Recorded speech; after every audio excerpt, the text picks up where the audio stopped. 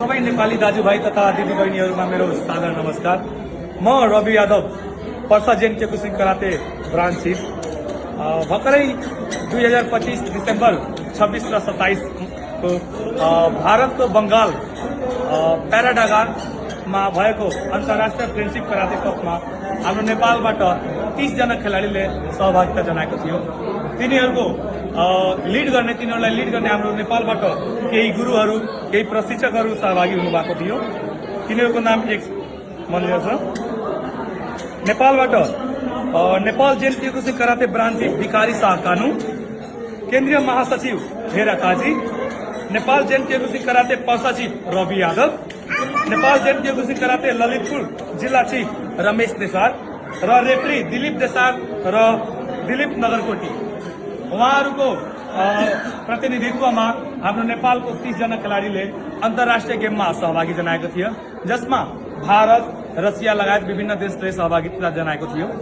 जम्मा नेपालमा 9 वटा गोल्ड, 8 वटा सिल्भर, 12 वटा ब्रोन्ज मेडल आएको छ। हाम्रो लागि धेरै गर्वको कुरा यो छ कि हाम्रो नेपालको 30 जना खेलाडीले सहभागिता जनाएको थियो र 30 जनाले विजय हासिल गरेका छ, 30 जनाले पदक हासिल गरेका छ। यो एउटा हाम्रो नेपालीहरूको लागि धेरै ठुलो र गर्वको कुरा छ। हामी नेपालीहरूले यस्ता हाम्रो खेलाडीहरूको मेहनतले, हाम्रो गुरुहरूको मेहनतले हामी अन्तर्राष्ट्रिय मुलुकमा आएर, अरू देशमा आएर भारत, रसिया जस्ता ठुलो ठुलो देशहरूलाई हराएर नेपालको झण्डा फहराउन सफल भएका छौँ, नेपालको नाम माथि गर्न सफल भएको छौँ। हाम्रो नेपालको पर्सा जिल्लालाई म आफै स्वयं लिड गरिरहेको थिएँ।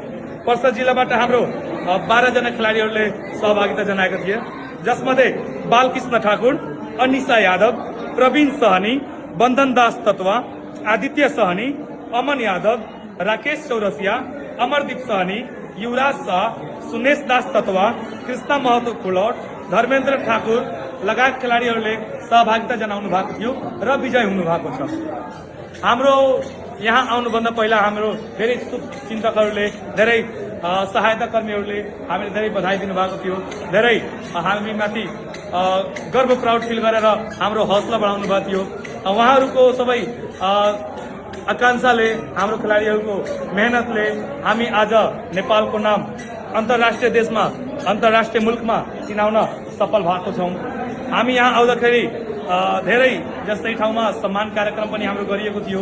उहाँ सबैलाई म धन्यवाद भन्न चाहन्छु र उहाँहरूको यही विश्वासलाई कायम गर्दै हामीले अन्तर्राष्ट्रिय मुलुकमा विजय पाएको छौँ। यतिकै भन्दै हामी अब यहाँ अन्तर्राष्ट्रिय देशबाट बिदा लिनेछौँ र आफ्नो मुलुक धेरै छिटो फर्किनेछौँ। यति भन्दै म आफ्नो 2 शब्द यहीँ राख्छौँ। जय नेपाल, जय देश, जय वीरगन्ज।